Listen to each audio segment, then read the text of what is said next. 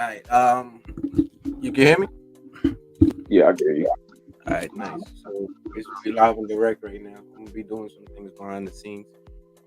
First things first, I want to appreciate you for coming on, most definitely. For sure, Ted. All right. Anything. That's what's up, man. All right, man. So we got Nico Savage out here. What we're about to do is run through these Lakers right quick. I got a couple questions that I want to run through. We're gonna hear his opinions on certain things. If you want to take it over and just drop a soliloquy, he could also do that. All right, my first question for you though. How do you feel about the Lakers season in general? Well, I come with this sentiment, which most people do not, because they're outside of the Lakers fan base and they're extremists. As a Laker fan, we have conceptualized that LeBron James is a very old player. Like, realistically, we understand nobody's played this good at this age. For him to do greatness would be something we've never seen, which he did. Anthony Davis was also injured. Russell Westbrook is still trying to learn how to play with no floor spacing, and we got a bunch of old shooters. That is a recipe for disaster. And anybody with any real knowledge understood that we probably could make the playoffs, but it would have to go perfect, and it didn't. Yeah, I agree with that. All right. This is my all right. Let's because I want to go through each player. So I want to go through Anthony Davis, Carmelo Anthony, Russell Westbrook, and I also want to go through LeBron. I want to start with LeBron. In reference to LeBron's future, do you think it's with the Lakers? Do you see him ending his career with the Lakers? Unfortunately, unless we draft LeBron James Jr., he is not ending his career as a Laker. And for me, again, as a Lakers fan, I'm thankful that he brought us a championship. Anybody else outside of us can complain and bitch and talk about our ring as much as you want, but we have one and you don't. True. Hey, all right. Sometimes I go against you, but I can't go against you right now. But and I'm gonna raise this up right quick. All right. In reference to LeBron's, I don't want to call. I mean, it is a championship. You understand? But he signed for 4 years, correct? Yeah. All right. So, think? Do you think just getting one is good enough? Uh, I'll say this. Considering that I watched about 10 years of no rings, it is. That put in my head how hard it is to win in this league. You got to be super niggas to win. Literally. And we're working with 1.5, considering 80 has been hurt. Super niggas. I like that. Super. All right, let me just say this real quick. The example of super niggas is, come on now, we see what the Warriors have been doing. We got dudes. People think Trae Young is spectacular. Trae Young is one Steph Curry on an average team. Steph Curry is playing with two Steph Currys. And then a lot of people dedicated to getting these Steph Currys the ball. That is a beautiful play style when you consider that the people you get the ball is going to also look for you. That's the Chino Hills mindset for me, to where everybody's looking for the stars and the stars are looking for everybody else. That's an amazing play style. Yeah, it definitely is. I'm not gonna lie to that. I follow Chino. I follow the Ball brothers. Trust me, I know how they play. Hold that thought with them. No, we're gonna get into that at the end. I'm gonna save that for the beautiful end. All right.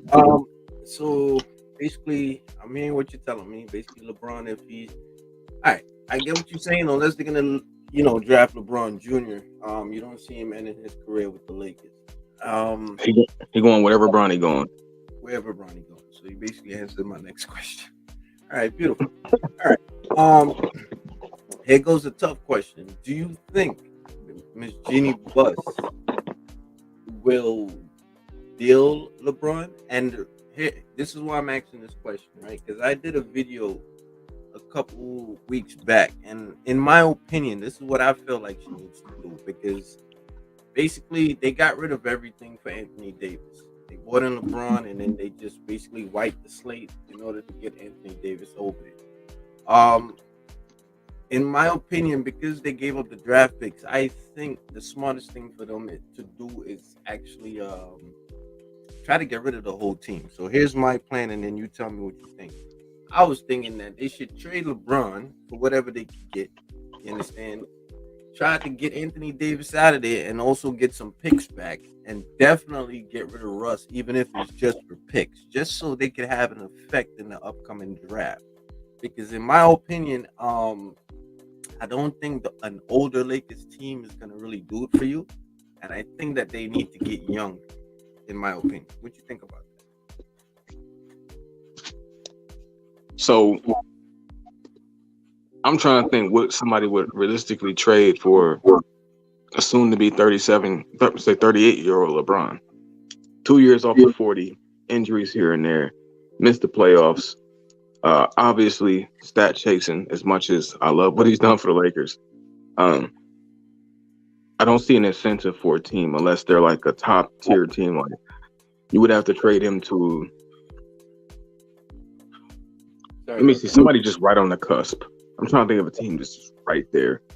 All right. Oh my goodness. Let's say LeBron James is on the Nuggets. If LeBron James was on the Nuggets, that's a player away from them whooping everybody's ass. That's game changer for them. On the East, I'm trying to think. Let's just say if LeBron was on the Raptors, a team like that takes just LeBron for them to now become unreal players. I'm gonna say unreal contenders in the East. So I don't really see an incentive for a team trading for LeBron. Anthony Davis is a different story. Another team's gonna ask how healthy will he be? Because even if AD hasn't been that hurt in his career, there's stigma, there's uncertainty around his name that he's very always damaged player. Even though he's hurt, there's a lot of like nobody's saying that about Kawhi. This nigga's been hooping more than Kawhi though. So it just depends on what teams they go to. I just don't think that like LeBron has never been traded, and I don't think he will be, especially at this point in his career. Too fucking old, too uncertain, and AD is just what can you get for a dude who's hurt all the fucking time? Stigma wise. I mean, in my opinion, just my stupid opinion. It would sound weird because Draymond Green kind of throws it off a little bit, but I was always thinking that Steph and LeBron could end up getting together somehow, somewhere. And hear me out. This is just my fantasy world, but I was thinking it would be great if Steph and LeBron would get together. Draymond Green throws it off a little bit because LeBron and Draymond kind of play the same position. But I was in reference to Klay. I just thought it would be a beautiful thing if Klay could get to the Lakers. Number one, you're gonna have an all-star. You understand now? I'm thinking build around Klay just to start the team over. So we don't have no Anthony Davis, no Russ Westbrook, no LeBron, but we're gonna get Klay in there and whatever else we can get for the other players. And I think that Klay would be a great asset and a good face for the Lakers moving forward, in my opinion. What you think about that? I feel like you hit me with the right name. Klay Thompson talk is right up my alley. Realistically, I was going to say anything dealing with Klay Thompson and in my personal profession of Klay Thompsonism, that's somebody that you put the right players with IQ around him, whether they can shoot or can't shoot. Somebody that knows how to get him the ball because he knows how to get you the ball. Game changing. Build around him. He actually throws the ball to open guys much better than he's given credit for. His handle's underrated. Great defender. More healthy than his past 2 years have shown. And it's just That's a trade I'm doing. Come on now. I don't know if it comes off as biased to anybody that might hear that, but I'm trading almost anything to get Klay Thompson if he's available. And the reason why I brought that up is because I'm not trying to say they're not playing well together because they are, but in my opinion, I just think that the Splash Brothers is a thing of the past. Due to his injury and the time that Steph had playing alone, Steph kind of understood the way that he could play alone, and Steph is still a factor. Now, I'm not trying to say they should split up, but I just think it would make it okay because I don't think the Splash Brothers is the same anymore, and I think both players could possibly be wanting to see what they could do separately in their mindset. You understand? I mean, what do they expect to play together for their entire career? It would be love. It would be nice to see a Klay versus a Steph game. In my opinion, what you think about I guess I see it in a way where these guys are one of the few guys that understands the goal must be achieved, and it isn't always going to be achieved the exact way we think it is. So what I mean by that is, clearly, as we see the past two games, Steph Curry's coming off the bench. Steph Curry's willing to come off the bench. He could have been an ego-stricken player. He could have been a motherfucker like John Wall. He could have been a motherfucker like James Harden. I'm trying to think of players to put themselves before franchises or just anybody. Let's say even LeBron James. LeBron ain't coming off the motherfucking bench, not for anybody. These guys understand that our biggest goal is championships. No matter how we get them, we want them, and we're going to contribute toward them. right? So that's why I feel like they could play together, because we know I'm the king of shitting on Steph Curry, but I will never shit on what he's doing accomplishment wise and his willingness to make that accomplishment a thing. So I see them, and even with Klay Thompson, I believe because we've all seen it when Klay Thompson is throwing his hands up. He's pissed. He's pouting like a little girl every time Steph Curry does some dumbass shit in a stupid situation. Exactly. He doesn't like that shit, but he still resigned because he understands that playing with Steph Curry in this offense and this system gives us, added with my ability, the best chance to win every year. Okay. Only way you can change that is if a team is dedicated to playing exactly how Klay Thompson wants to play. Yeah. Well, like I said, I just think the Lakers' future would be better off if they go with Klay. I think Klay would be a good look for them. Building around him would be awesome. Whatever players you can get to put around him by utilizing the trades of LeBron and the trade of Westbrook and Anthony, let's start this thing over. And I think, honestly, bro, and I'm bringing this up also because just remember, even LaMelo's thinking about leaving Charlotte. That's the new thing that's coming up now, and I think that would, LaMelo and Klay. What you think about that? He better get his ass about Charlotte. Like, LaMelo is, one thing I say is when it comes to the Ball brothers and LaMelo, all of them, these dudes have common sense. That is a superpower. People have been saying that for years because it really is.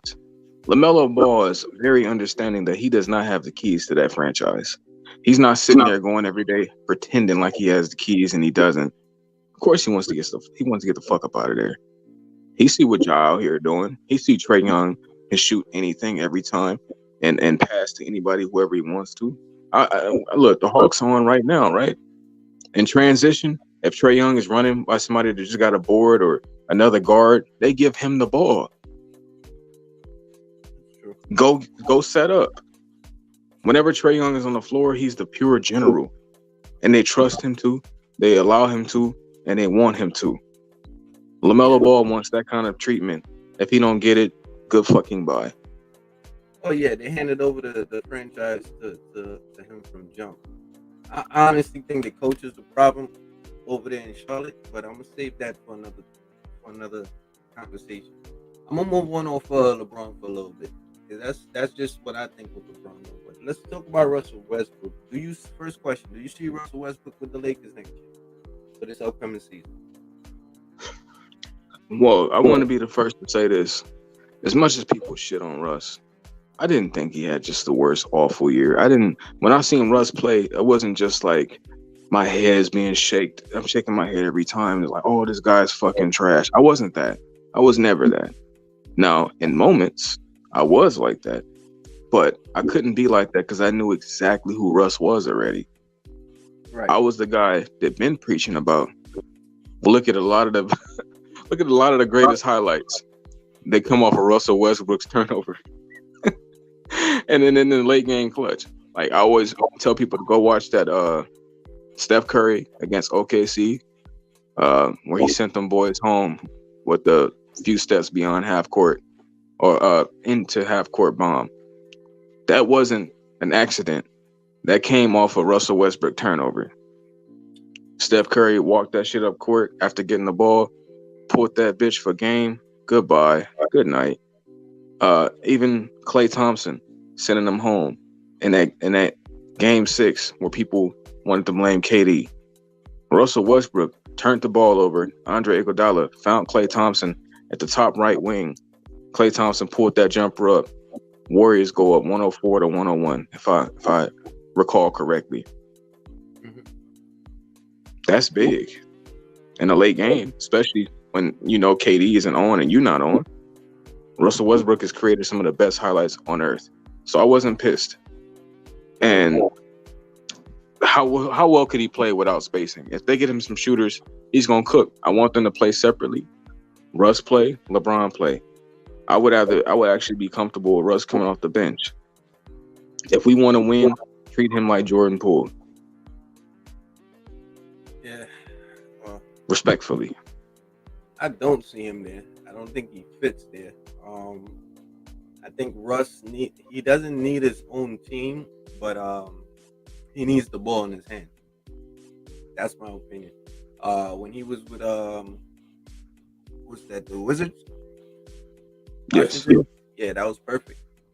That was perfect for him because what it is that he had a backcourt mate that didn't demand the ball, so he could have ran the team the way he wanted to run it. So I think the best place for Russell is the place where he could actually be point guard. Like for example, I think I'm gonna be honest with you. I think the best place for Russ right now is probably with the Rockets. What you think about that?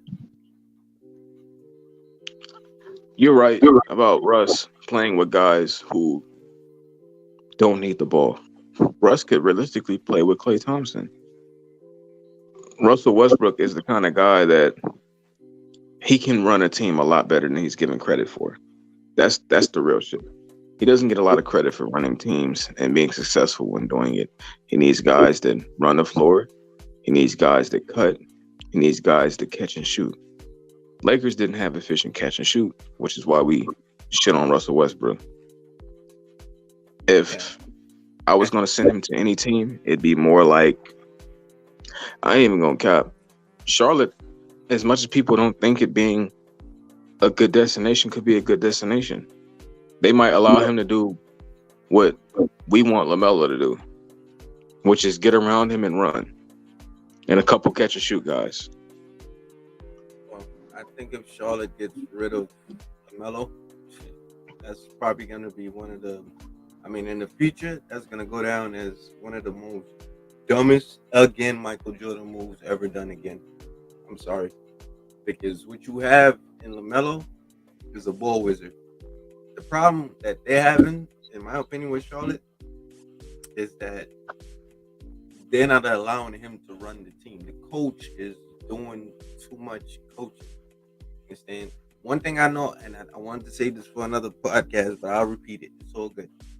But one thing people don't understand about the Ball brothers is that their number one asset is not dribbling the ball, it's not passing the ball, it's not scoring. It's and honestly, bro, their number one asset is thinking the game, bro. They think the game like no other, in my opinion. The way they think the game is not like how everybody else thinks the game. Thus, the reason why you get these long full court passes. Understand? Like they're not even able to enjoy the game the way they want to because don't you notice when LaMelo first came into the league, he was throwing those full court passes. Like he would just run before the center, before the power forward. He would take the ball out and he would launch that thing down court. He Yeah. has not. He has. I mean, I haven't seen him do that too many times this season. Even if he did, I don't remember even seeing that on a highlight. So, in my opinion, it's the coach that's holding him back. Coach from the way he plays. Coach want him to play within this particular system. For example, like you know how you have the Globetrotters, you have those type of players that are flashy. But when you come to the NBA, like Rafer Alston, he had to tone it down a little bit. And it's actually had to tone it down a lot. But I think they need to stop doing that. Stop letting people tone their games down because you're coming into the league with an awesome game. And then you guys just sit there and take their game away and make it so methodical, so basic. It just doesn't make any sense. So I think LaMelo's problem is that he needs a better coach. He needs a coach that's going to let him fly. Unfortunately, he was drafted by the Charlotte Hornets. That is one of the most saddening things that I've seen in my life, because I watched Jordan Poole, right? And I'm going to use Jordan Poole as a reference a lot because he got the ultimate green light right now. And it's like, who the fuck is Jordan Poole? But I see him pulling 30-footers. I see him throwing flashy passes. I see him hitting with saucy dribbles. And he's half of what LaMelo Ball can be, if anything. He's allowed to. If LaMelo Ball played in a system, what Montrezl Harrell is a guy that wants to win. Let me shout out to Montrezl. He plays very good basketball. He's somebody that would catch a deep outlet pass before the defense is backed by LaMelo Ball. His other teammates ain't built like that. They out there wondering about how many points, boards, and assists they getting every night. LaMelo Ball would sacrifice his greatness to throw a full court pass to get an advantage toward a win. So when you had brought that up, I was thinking about it in multiple ways. He will hold himself back and his game back to make the right pass, easy bucket. Let's get back on defense already. That's almost a gift for somebody to even think like that. And I guess you could say it's Borrego's fault, but the organization has always been run incompetently. So even when Kimball was there, he had a green light, but still a trash-ass team, trash-ass organization. Yeah, it's true. All right. I don't want to swing into the Charlotte Hornets too much. I'm gonna save that for that. I'm gonna save that for the future. All right. I don't think you had answered. Did you answer my question when I asked you? Do you see Russell Westbrook with the Lakers in the beginning of the next season? Yeah. No, basically, I was saying that it could work. I would like for him to be here. Just help him out more. If we don't help him out, expect him to suck. Yeah, I just don't see it, man. I don't see it. The reason I'm gonna come off of him and we're gonna move on to Melo after this. But my main reason for not seeing Russ fitting in that system is because him and LeBron literally like one just shoots better than the other, but they're the same person. It's just one is taller and he can shoot a little bit better, you know. But I don't think I don't ever think that two of those downhill players and the only difference between Russ and LeBron likes to cross half court and slow the game down. But other than that, it's just straight two downhill players, and I don't think you need two of those because you don't want to execute plays or attack the defense in that type of way. Like you don't want to have two because it's easy to play defense. You technically know what they're going to do already. You want to have different type of snipers or different type of ability players at different spots on the floor. And I think when you have two, especially two backcourt players, that's how the offense starts. The defense is locked down automatically right there. Boom. So unless one of them comes off the bench and maybe Russ wants to say, all right, I'm going to back LeBron up, I really don't see that happening. And I think Jeannie Bush needs to get rid of him. Anyway, we're going to leave it there. I'm going to move on to Carmelo.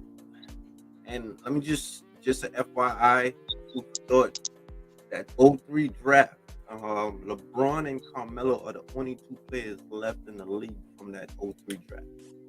So with that being said, where do you see Carmelo at the beginning of next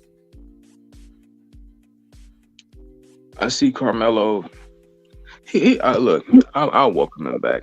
He got a gameplay and a game style that can help us. He just don't need to be relied on. I think that's. I think those days of Carmelo are behind him. But if he can come out and be our current Jordan Clarkson, all the Jordan references. If he could be our Jordan Clarkson, come off the bench, give us nothing but buckets while you out here, maybe a couple defensive stops, and get your ass back on the bench. I welcome him back. Shoot Oh, that motherfucking corner three. Nico, look at the season you just had, Nico. So you're basically bringing back 3 out of 4. That's crazy to me. Look at the season you just had, man. I mean, I just think you would be repeating this. I mean, in terms of the season that you just had, they're just gonna repeat that same season, in my opinion. I mean, all right, I'm gonna go with you though. I'm rolling with you. I'm not rolling against you, but you're bringing back Well, I LeBron. can explain that. Go ahead, talk to me. The only reason we weren't as competitive as we'd like to be is because Anthony Davis wasn't playing. As simple as that. With AD playing, we're at least the 6th seed. All right, No matter how much we were losing. all right, we'll get there though. He said he'll welcome him back. Me personally, I hate to say it, it's a burner for me to say because Carmelo's actually my favorite player of all time. I just love this dude, man. I'll be honest with you. From the braids to just the number 7 when 2K first came out, or even when Live was on. I mean, it was just mellow all day, wherever Mellow was. So I was there. That is my jab step dude right there. But, bro, I think he needs to retire. I do. And the reason why I say that is because physically, I don't see it in him anymore. Spot up shooter is not really his thing unless he can get. I mean, the only way I could see him staying in the league, he has to get with the right team. And I don't think any team in the league right now wants to start Carmelo Anthony. And him coming off the bench is really. I think he needs to retire. I mean, you need to just wrap it up. It's all good. He had an awesome career, but I just think he's too slow for the game, bro. Well, if you're gonna be slow and not play defense, then I understand that. But I think toward the end of the season, I seen Carmelo actually playing great defense. That lets me know he's capable. But like all the other old ass players on our team, he was trying to quote unquote save himself. If I was gonna use that kind of energy around Melo, it'd be toward Dwight Howard. Dwight Howard needs to retire. Go do whatever LA busting action you prefer, but we don't need you to come play for us and give us that half-ass effort and act like we're supposed to be cool because you can grab a couple boards and shoot an open 3 when we're down 30 and fucking do putback dunks. Yeah. Let me see something. Dwight Howard, I won't even get into him. I honestly think Dwight. He needs to retire a while back, in my opinion. But I won't get into him. I'll just leave it as I think Carmelo needs to retire, pretty much. All right, man. Let's move into the elephant in the room, who is Mr. Injury-prone Anthony Street Clothes. That's right, I said it, Davis. Talk to me, man. What do the Lakers need to do with that problem right there? Because let me lay it out a little bit. He's injury prone, bro. He's injury prone. I don't think there's anything, and mind you, the Lakers want to play for championships. So the effort that needs to be put out, and just look at the logic in what I'm saying. He gets injured excessively, he gets injured easily, whatever the terminology you want to use for it. But there's a certain amount of energy, like Giannis, that he needs to put out. He needs to put out that same energy that Giannis puts out. You understand? If not, you don't have the actual Anthony Davis. And to me, when he puts out that level of energy, that actually raises his chances of getting injured. You understand? Because there's certain players that can just spot up, they don't get hurt because of the way they position and where they play. They just spot up, they run down the court, they run up, boom, they play a little defense. They don't really see the ball unless it's crunch time or a pass is thrown to them or everybody else is double teamed. That's they play all season. Anthony Davis has to see the ball. It's a must. You cannot have a player of his caliber on the floor without seeing the ball. So therefore, he needs to put out that energy.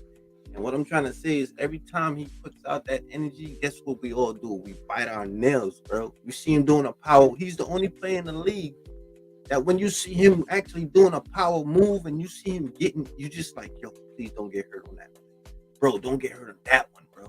Don't get hurt. But you loving what he's doing, but you just got your fingers in your mouth, just biting your nails, hoping that's not the play that's gonna get him hurt. And usually, a play does come that gets him hurt.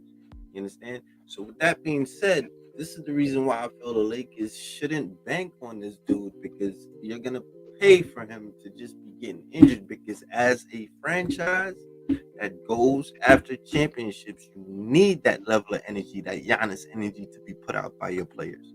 But Anthony Davis, I just think every time he does it, he puts himself in more risk. Like if he plays a little bit softer, I think he's going to stay on the court more. Just put it like that. But because of the type of player he is, he has to play hard. What you think? Well, unfortunately, Giannis he's literally the unicorn. Most of these dudes in the NBA are worried about being in models DMs and looking cool and getting lit and being an icon on the court. And they want to turn it on in the playoffs. Somebody like Giannis don't turn it on. That's just who he is. He come out there and whoop ass every night. That's a special individual. And for Anthony Davis to even be in that conversation, it's unfair because Giannis is one of one. He's probably work ethic wise, dedication, motivation wise, the closest thing to Kobe. He got no other interest outside of basketball that we see him, partake in over basketball. So if Anthony were to adopt that mindset, it would be a godsend. Let's be real. If I was going to look for a solution for him to still be here, I would talk to him about, you've been hurt. What do we need to do to fix this? Whether it be whether you need some LeBron soldiers, some high ankle support, or you need some ankle braces, or you it's got to do something, because you just can't give up on AD, bro. He got us a championship 2 years ago. Like, it's okay for us to lose 2 years in a row and come back, but it feels like people don't think that we can come back. Like, I'm still of the mindset of we can bring this shit back. We just won with Alex Caruso, motherfucking Danny Green. Shit. Hold on. It's a couple other okay players on our team. Rajon Rondo, JaVale McGee, Dwight Howard. It's off the top of the dome, by the way. And we had another effort player out there. And we just put those dudes around LeBron and AD. It can win. But he just got to be healthy. As simple as that. I don't want to give up on him, because who we going to get for AD? That's going to give us the best chance to win. I don't see that. Like, shit. I'm willing to work with him. He's still, 28? He'll be 29 next year or later. So I don't know when his birthday is, but he's still too young to just say fuck him. Everything that you're saying goes towards what you're kind of, that's your point, but you're kind of making my point in my mind. You're making my point. Because based on his age and the amount of times he's been injured and how easy it is for him to get injured, I don't like it. But, all right, I'm going to go with that. I'm I'm gonna take what you're saying. All right. Just put it like this. I just think the difference between Giannis and AD is muscle. All right. I just think that AD doesn't have enough muscle on his body to take the hits that he takes. That's number one. Number two, I think that he is originally a point guard slash shooting guard, whatever, but he's a ball handler. And I think that kind of messes him up a little bit because at the end of the day, he still thinks as a guard. Because every time he gets the ball, he puts himself in a guard position in order to attack the basket. I think he needs to do two things: get the guard mentality out your mind, keep it in the back pocket. If you're in a position, you're out there on the wing, make something happen. Don't take that away from your game, but don't make that your first part of your game. I think you need to put on a little bit of muscle, get rid of that fat, and you need to go hang out with Kareem a little bit. I don't know if the dream could still coach out there, but he needs to go get some foot movements from Kareem and perfect the fadeaway, man. Just a nice little easy where nobody can touch you.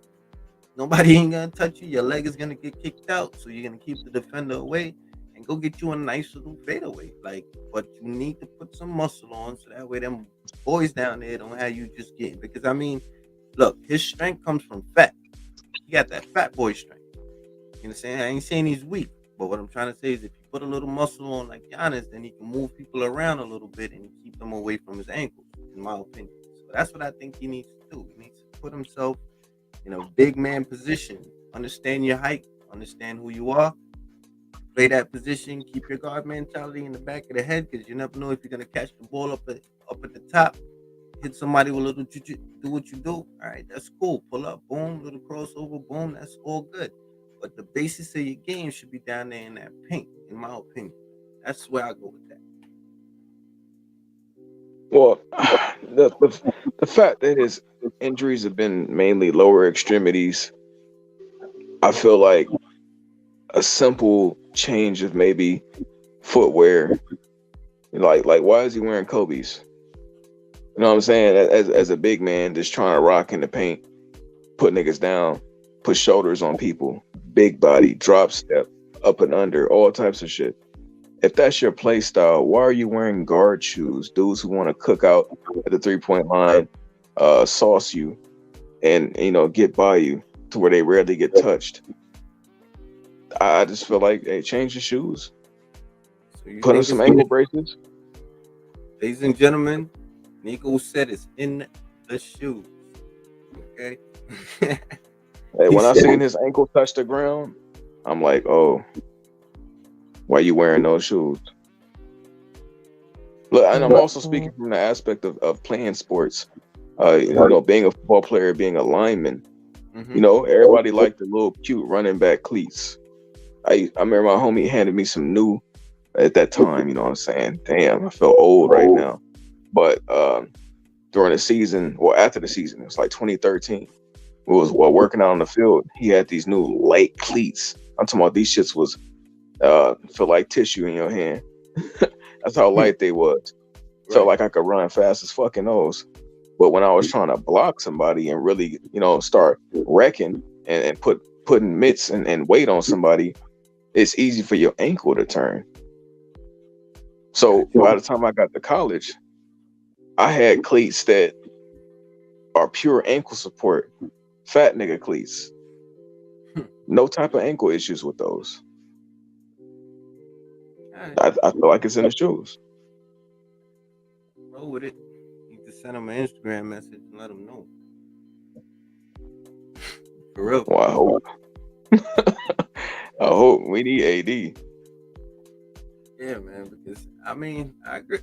I don't think. I mean, Miss Jeannie Bust. Shit. I want to bring her up last and foremost. But let me get it in. So you basically think that the Lakers should come back full force as that big four. They should have that starting four all over again. Well, not the starting four, but you know what I mean. Carmelo, LeBron, Anthony, Russell. You think all four should be back on that team next year?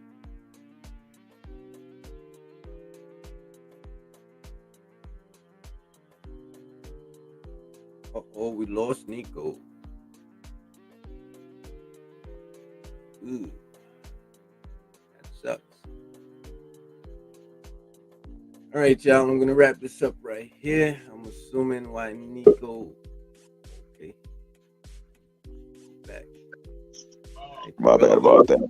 My Nah, you phone is good. hot as shit. But I was gonna Yeah. say this.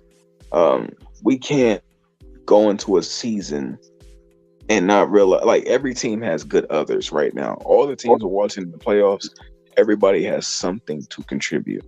We can't only have Stanley Johnson and Austin Reeves willing to die on the court for our team. That's a problem. It's very effort based too. Because when the Lakers really start trying, they can compete with anybody. And I always go back to this game. The game where, I say when, LeBron put that young man down, you know what I'm saying? Hit him with that UFC move, put that young man down. Hmm. Once LeBron was ejected and Stewart was ejected, the Lakers played the best basketball seen all season. Not just because LeBron was gone, but because of the high energy, the intensity, the want to whoop ass. For anybody that like, go watch that game again. Right after LeBron James was kicked out, Anthony Davis played amazing, unreal basketball. He was you could tell when somebody's giving effort, man. Realistically, like when we watch an All-Star game, we watch a NFL fucking Pro Bowl game. We know what effort looks like. You could be running fast and not be running hard. Right. And the Lakers, the entire season was just running fast and not running hard. LeBron James is the only one giving all his effort, and it looked like it.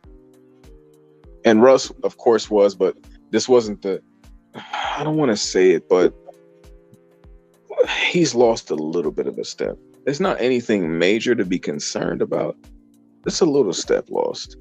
And if you don't got a jump shot with that little step lost, you get the rust that we seen. All right. So I guess that's how I see that as far as the Lakers and with Jeannie Buss. Shit. Why the fuck is she listening to Kurt Rambis? Well, in reference to the Genie Bus, what I was gonna try to get across, I mean, how much of the blame you think she's gonna take? And do you think she's gonna make a move in terms of the high office? You think Palenka is gonna stay there? No, I think he should get the fuck out. I think he's a snake. And snake is not good for business. I would say I put a lot of this on her because she's taking advice from and that's all by her own doing. She doesn't have to take advice from dumbass people, but she does. So that's the not only rumor, but the common knowledge within the Laker community is she's being advised by incompetent people. Hmm. And the Lakers are ran like a family, so she trusts these incompetent people. So she might make a move. She might not. I would get rid of Rob though, ASAP. But I don't Yeah, even put too much on her when she's just a puppet right now. you think she's just the face? Yeah, she's a puppet right now. Before she was making her own moves. But over the past couple years, especially during the Rob Pelinka regime, I ain't gonna front. I feel like Magic Johnson, while he was there, the energy felt fresh, it felt loving, it felt welcoming. As soon as Rob took over, it's just a lot of bullshit going on. Hmm. Yeah, I mean, and on my ends, I see it's a possibility Magic will end up being back there. Um, it's a possibility. My hopes for her because I think she's gonna take a lot of the hit over the summer. As soon as that NBA playoffs is over and they really get into the off season, you're gonna hear her name a lot. I don't know how much bowl she has. No pun intended. I know she a female, but I think she needs to. Well, you know what I think they need to do, and I think she needs to bring this thing back to where she had it and get her picks back. I think they're gonna take a hurt in the department of the picks because I mean, it's a lot of young players and good players that's gonna be coming forward, and it's a strong possibility they're not gonna be able to be part of that. So anyway, I mean, you got to think about the present and you got to think about the future at the same time when it comes to this. So just having LeBron hanging out, trying to do whatever it is that he's trying to do, and you helping him accomplish his goals. But once he's gone, what are you gonna do? You know what I'm saying? That's just how I look at that. I think they need to find a way to get their fix back. It's just me. It's gonna be something real good. Go ahead. I'm sorry. Oh no. I was just gonna say, uh, in the business of trying to win, especially when you're trying to do a get rich quick scheme, someday we call it selling out, selling your soul. We got to pay the price for that. So realistically, we could be stuck with this garbage. That's the kind of compass and the mental understanding that I have. Even though I would want things to change, shit, we just traded everything to get AD. You know what I'm saying? Like, we also got the ring, but we got to take what come with that ring. We might be ass for a couple more years. Yeah, but I mean, and I'm glad you said that too, because at the end of the day, I think a father would have thought about it like this, like, yo, at the end of the day, yo, I got what I needed. I got one. Get rid of these dudes. You could think about it that way too. It's just it's just how it works. So you roll the dice, you got one. Get rid of these guys. That's how I think she needs to look at it. Like, I'm gonna take my one, and I'm gonna move on. That's it. Because she didn't even have to get that one. Because I'll be honest with you, if it wasn't for the bubble, I don't think they would have had that. But that's just my stupid opinion.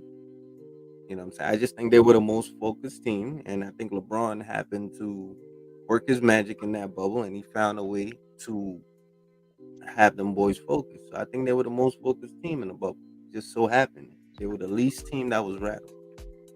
You know what I'm saying? So they happened to make it happen. But I think that's the way she should look at it. I got one. Let me cut my losses from here, and let's move on. You could look at it that way too, can't you?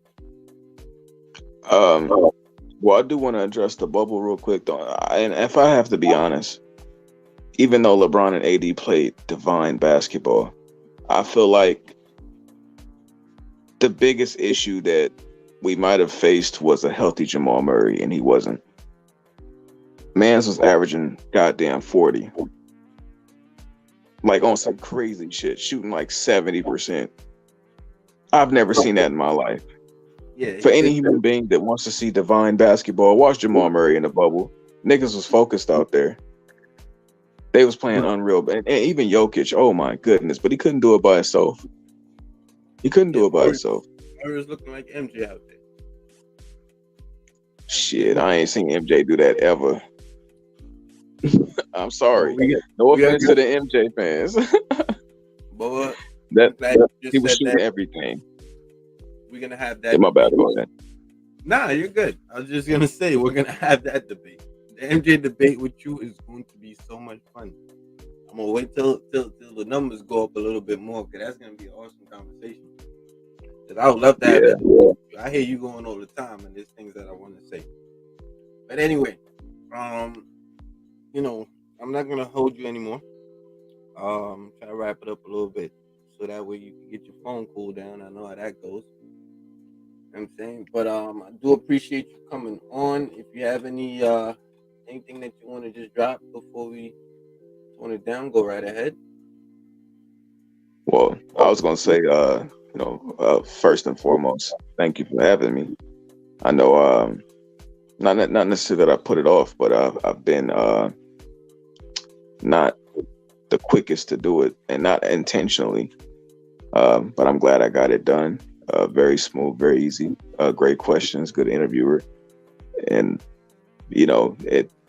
even though I had mentioned 30 minutes, guess what? We in a smooth 50 effortlessly. You know what I'm saying? And that's when you know that things is going good. It's good energy.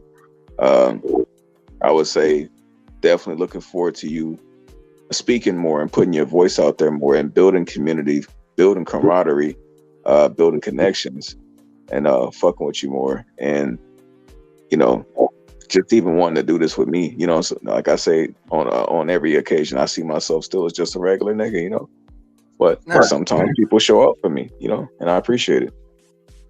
Regular people is good. There's nothing wrong with being regular. I appreciate you for coming on, most definitely. And the timing wasn't really a problem for me. Like I said, I mainly understand how this goes, but it was effortless. Conversation did go pretty smooth. We touched a lot of points, which is good. Understand, and I hope we could do that in the future. What I'm gonna do is I'm gonna share this, and hopefully we can get some good feedback. But we're definitely gonna do it again. You know what I'm Yeah, saying? for sure.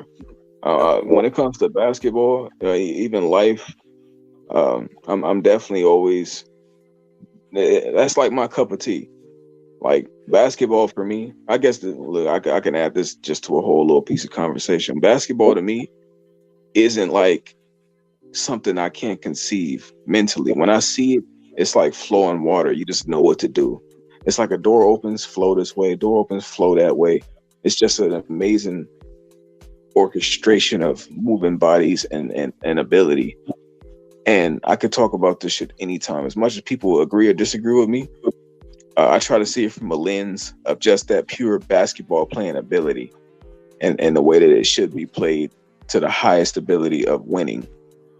And I love talking about that. And whether we talk about life, whether we talk about relationships, whether we talk about power war, underground secrets, Area 51, whatever the fuck it is, religion, I don't give a fuck. I can talk about it.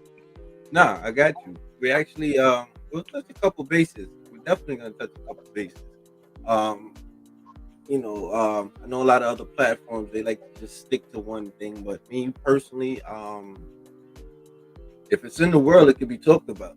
If it's interesting, it could be talked about. You understand? If it catches your attention, it should be talked about. You understand? There's nothing wrong with just diversing your conversation a little bit, and then at the same time, you help each other learn. You share information. You see where each other's perspective is coming from, and then more importantly, you know, you each one teach one. That's the point I'm trying to get to. So, you know, life has a lot of chapters or a lot of different books, so to speak. And just because you read one, that don't mean I read it. You understand what I'm trying to say? Yeah, I want to address the point of you saying that if it's in the world, you can talk about it. I think that we're now so sensitive in the world that people act like the world isn't the world. And that completely mind fucks me every day of existence to where we live in this bubble of oxygen and whatever else goes on here in the middle of nowhere.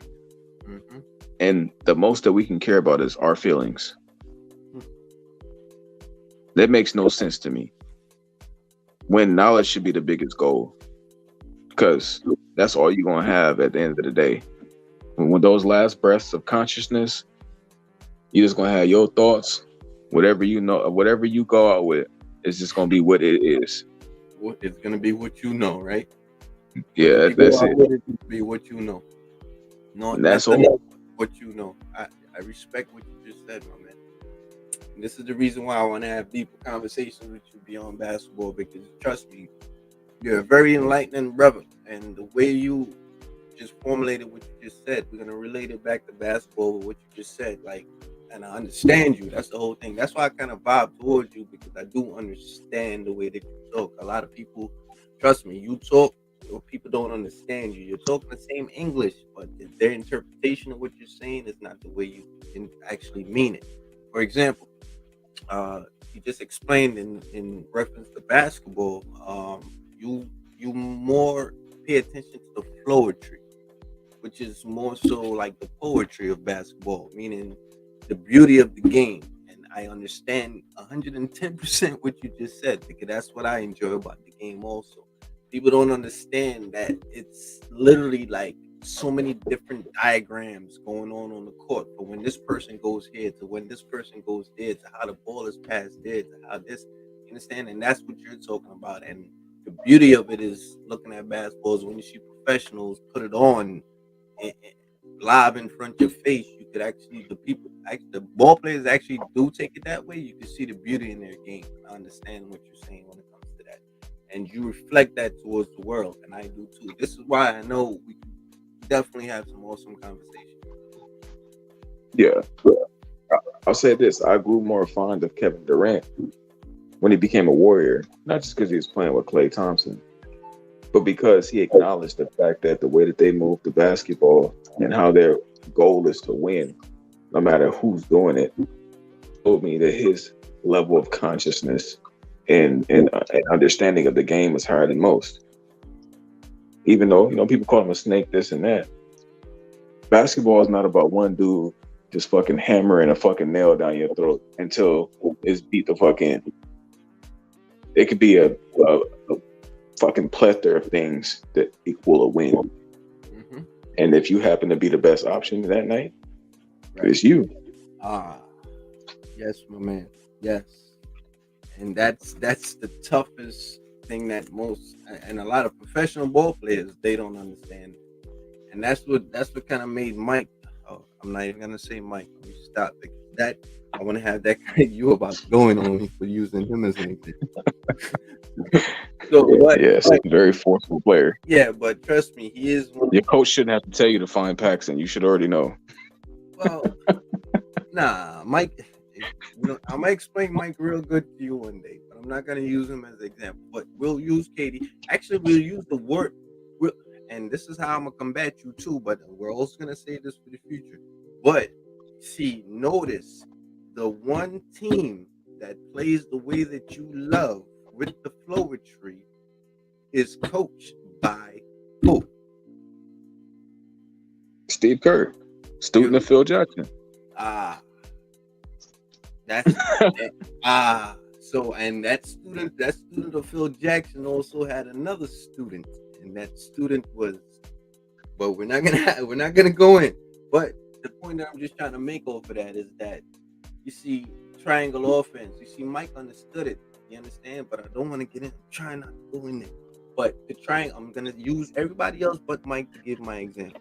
See, Kerr understood it because he learned the game under the triangle offense, and that triangle offense is exactly with Kerr just throwing a little spice to it. Technically, that's what they're doing. You understand? And that's the beauty of the game. It's just finding the open man. It's like finding the hot man and finding the open man. You understand? The hot man, what it is that you play ball. If the man is hot, you give it to him. What that does is creates a double team. Once you get the double team, now you got to hit the open man. You understand? And that's how ball was always played. Like back in the day when centers were prominent, come down every time on the court, boom, boom, boom, boom, go to the center. And you just keep throwing it to the center until a small forward or shooting guard starts to double. And that's what he starts doing, passing out the double team. And that's what opens up the game. Understand? But I'm just letting you know, Steve Kerr is that coach that plays that facet of basketball that you love so much. And he is a representative of that Phil Jackson clan. But trust me, when we have the Michael Jordan debate, I'm gonna be using him. Well, I guess I also see Michael Jordan as, yeah, he also is part of that olive branch. But what is he doing with that knowledge now? MJ? Steve Kerr has more off. Well, let's say Steve Kerr has more post-career basketball accomplishments than Michael Jordan already. Yeah, but I think the thing is with MJ, you see, there's two MJs. There's MJ on the court, and there's MJ off the court. You understand? And MJ off the court is a gambler. That's why I keep trying to explain to you. No, hear me.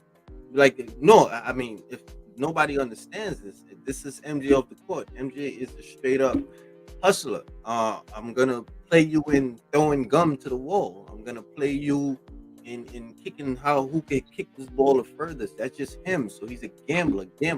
So with that being said, when you get into the stock market and you get into that level of business, you understand, it's kind of like Jay-Z.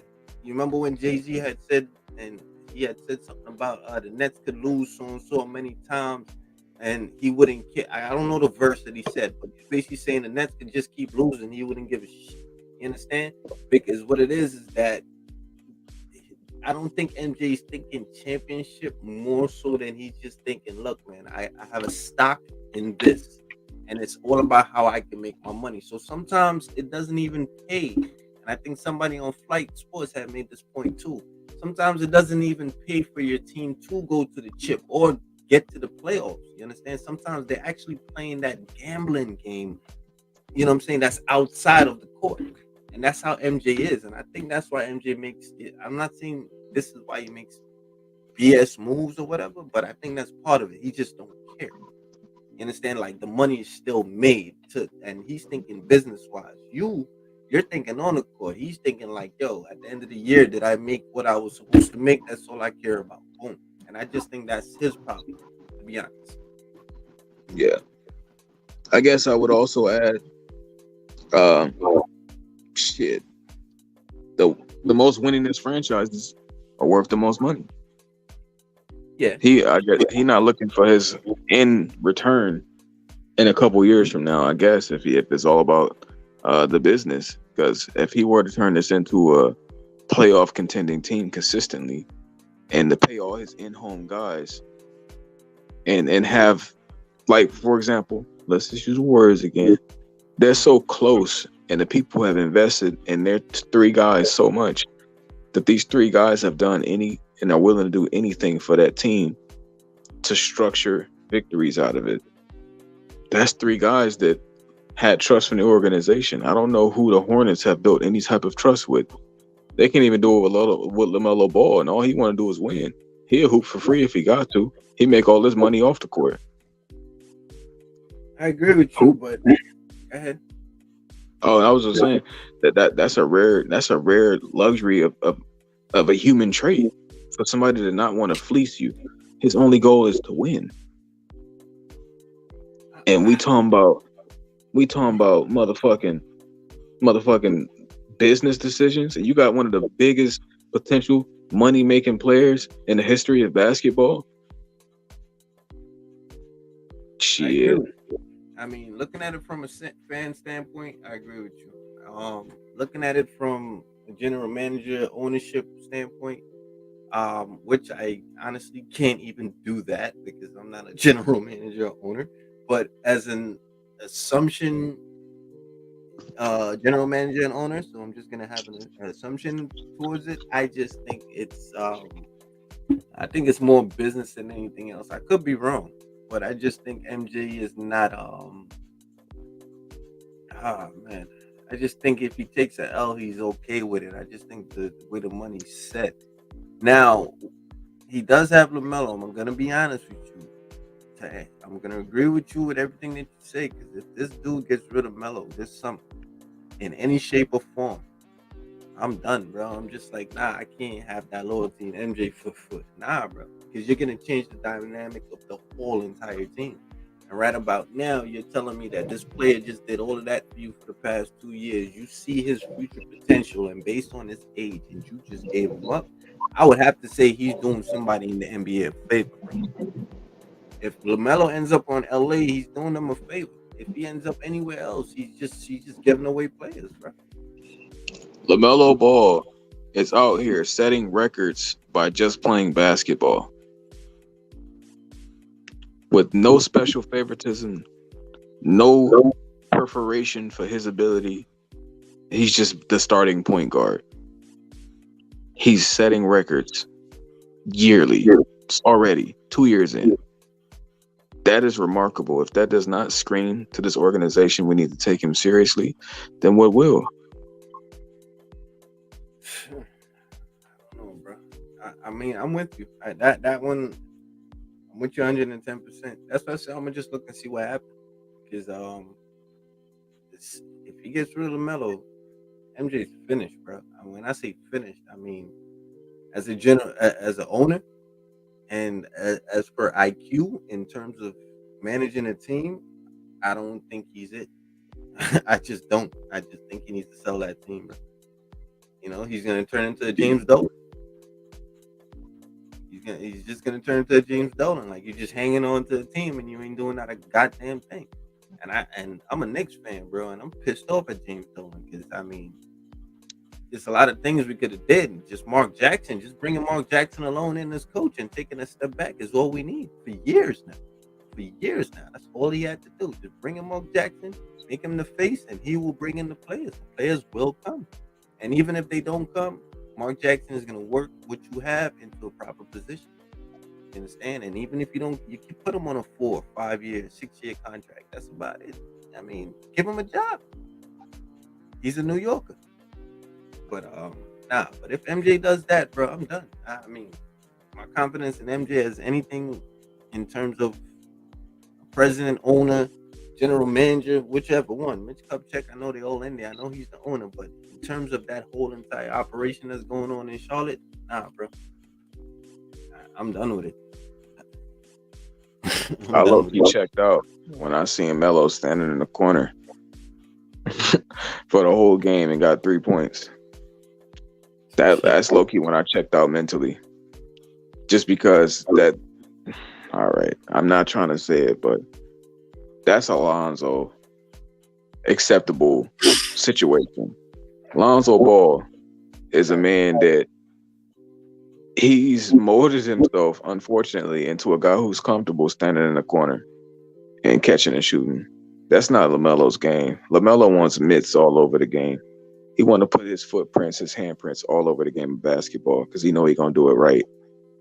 Now, shit, you know how LeVar Ball said, until you get more like your older brother Zoe. Shit, I want older brother Zoe to get a little more like younger bro, because that'll change the fabric of NBA and basketball reality, in my opinion. But not to go there. We got to save some of that, some of those gems. yeah, They will definitely uh, die in my head if they ruin the early career of LaMelo Ball. They already are. He could have done even more, but if they continue to, it's over. yeah. We're gonna indulge in that one. I mean, tomorrow's another day. Um, definitely, because what it is, I don't want to give up all the gems, man. Because I know you got a lot of better insight also based on what's Yeah, going on. So I'm gonna save some for the future. I mean, we can go off. Trust me, though. That's one thing I realized. We're gonna go off. We're gonna go off. Hopefully, this thing could take flight because it'll be a beautiful thing. But yeah. I'm gonna wrap it up here. Basically, whoever's coming in, whoever came in, whichever way you look at it, hit the like button, hit that subscribe button. Appreciate it, everybody. Future listeners, whoever listens in the future, appreciate y'all also. Nico Savage on deck with us. Y'all already know we're gonna have this beautiful conversation again. Different topic, but great conversation. And if we gotta touch on the Lakers again, we're definitely gonna do that. But this is Talented TV, and appreciate y'all for coming.